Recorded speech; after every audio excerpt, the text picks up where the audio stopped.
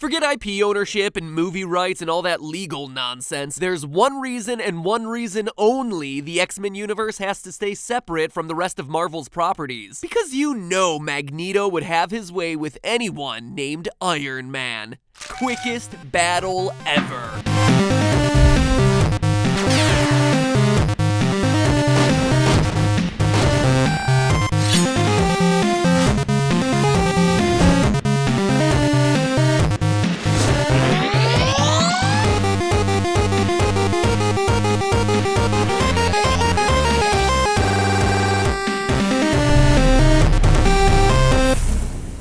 Hello, Internet! Welcome to Film Theory, the show that's calling out the film industry for a serious lack of imagination in their posters this year. Batman v Superman, Civil War, Neighbors 2? I'm noticing a pattern here, guys. And sure, the trend nowadays is to just slap two superheroes together and have them duke it out, but the X-Men have been doing that for well over a decade. These mutants never got along. Come on, Wolverine, you don't have to punch Deadpool in the face. Hey, Jean Grey, it would be great if you didn't disintegrate Cyclops, alright? Charles, Eric, can the two of you act like adults and not try to kill each other for just one movie? No, not even once. And it ain't stopping anytime soon either, since there's another mutant war on the horizon in X-Men Apocalypse. So knowing that, it's high time we start looking into the powers of these extra-normal humans and prep some strategies for how to handle some of the franchise's heaviest hitters. And who better to start with than Magneto? I mean, when I was a wee 8-year-old educating my classmates on the proper hand-to-hand traction for swinging on the monkey bars, there was only one thing I wanted to be: a mutant. Sign me up for Xavier's School for Gifted Youngsters, aka American Hogwarts. Teach me how to throw a car with my mind, or shoot laser beams out of my eyes, or freeze a pencil in thin air. You know, practical, everyday useful stuff. Or at least as useful as I've found calculus to be in my everyday life. But amongst all the awesome mutants and awesome powers, there was one who stood out from the rest. The most awesome one of all, Magneto. And yeah, flame war in the comments, all you Wolverine fans. Please snicked away your retractable claws and get honest with yourselves for a moment. Wolverine is great, don't get me wrong, but can he stop a bullet in midair? Can he lift a car without even touching it? Can he fly? I don't think so. But you know who can? Magneto. And probably Storm, too. She could probably do those things. Jean, along with a few others in the X-Men universe, since those sorts of powers aren't really that rare to come by, but that just makes Wolverine's inability to do them all the more unacceptable. But Wolvie rants aside, when you really look at it, the story of the X-Men movies for the last 15 years has truly been the story of Magneto and his relationship with Professor X. And yet, in writing this episode, I was disillusioned. Because for as grandiose as he talks and as powerful as he seems, when you get right down to it, Magneto is one of the most vulnerable mutants in all of these films. The guy's a glass cannon, powerful but fragile. And his biggest weakness, one that you could use to take him down yourself, is one that you probably wouldn't expect. Now, to truly appreciate Magneto's one fatal flaw, we have to first understand just how he does what he does. What makes the guy tick? The source behind all his powers.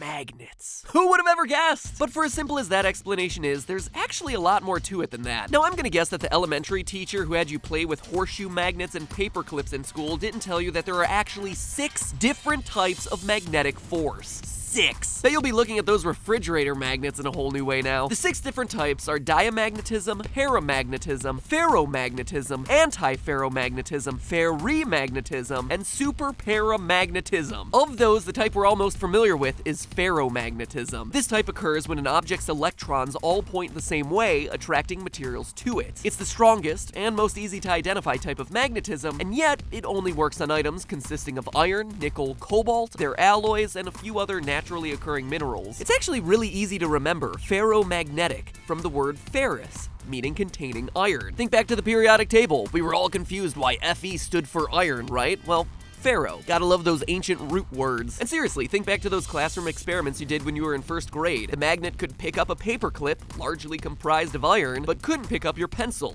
made of wood. This is all simple stuff, I know, but I gotta make sure that you guys stick with this episode. Stick with it.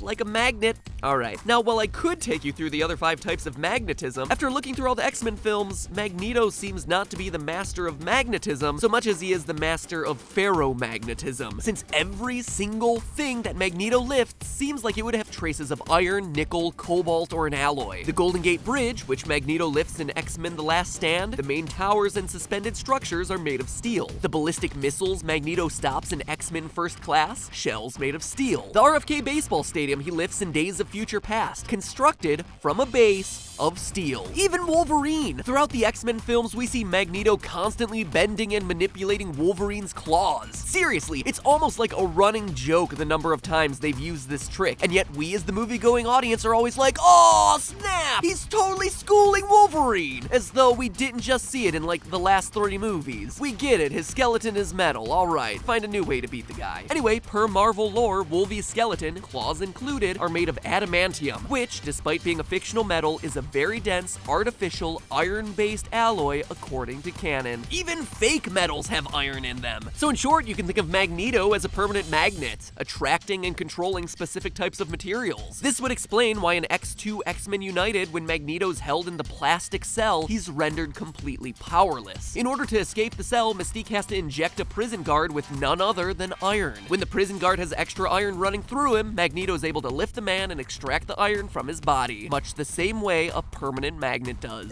In retrospect, that's a silly sentence. That would imply that permanent magnets on the regular lift humans up and extract iron from them. Gives magnets a weird, evil intent that I didn't anticipate. But just how strong of a magnet is he? Well, the biggest feat we see him perform across all the movies is that aforementioned Golden Gate Bridge scene from Last Stand. A structure weighing 887,000 tons or 804 million kilograms. Based on the bridge's weight and the magnetic strength required to generate enough lift to levitate other much smaller objects, we were able to calculate that the strength of Magneto's magnetic field would be in the range of 100 million Tesla, a magnetic force that can only be found in neutron stars. By comparison, you know what the strongest magnet we have on Earth is? 100 Tesla. 100. Oh yeah, and by the way, hashtag not spawned by Tesla, the car company. It's just that Nikola Tesla did all sorts of cool stuff. In short, Magneto is 1 million times stronger than any magnet we've been able to produce here on Earth. That's insane! How do you stop a juggernaut like that? I'm the Juggernaut, bitch!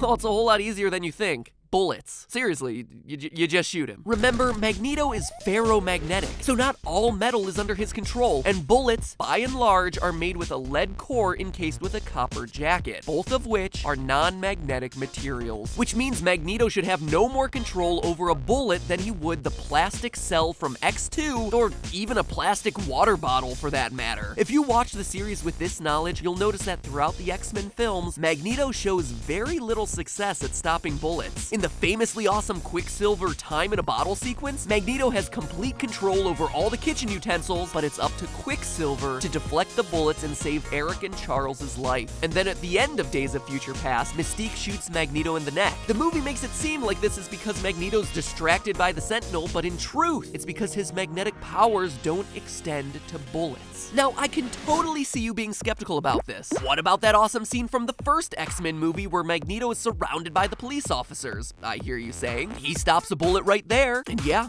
you're right, he does stop a bullet in that scene. But let's pick it apart, shall we? Magneto starts the scene by turning each of the officers' guns against them. And this falls well under the purview of his powers, as most guns are made from aluminum and steel. So no big surprise. And a really cool, really intense image. But then Magneto fires one of the guns and stops the bullet itself at the base of the officer's forehead. If what I'm saying is true and he can't control bullets, how's this work? Well, my first impulse was to say that this bullet must be what's known as a Full Metal Jacket bullet. And no, I'm not talking about a transmuting anime bullet or an 80s cinema classic bullet, but a lead bullet jacketed in steel to allow for higher velocity shooting. If this were the case, it would be easy for Magneto to control, except that we get a good look at that bullet spinning in midair, and it doesn't have the long, more aerodynamic shape of a full metal bullet. Further complicating the situation is that in the late 90s, several major cities in the US, including New York, the setting for this scene, stopped using Full Metal jacketed bullets in favor of hollow point HST ammunition, bullets designed to expand once they hit. The intent is to cause a high level of damage immediately around the entry point, which disables the target. These HST bullets tend to be shorter and rounder and are jacketed not with steel, but with copper, a non-ferrous, almost completely non-ferromagnetic metal, meaning that in the real world, the bullets carried by the majority of major US cities would be totally unaffected by Magneto's powers. In other words, they would definitely pose a threat to him, but they wouldn't explain this situation at all. So what's going on here? Am I completely off the mark in my analysis of Magneto's powers? Well,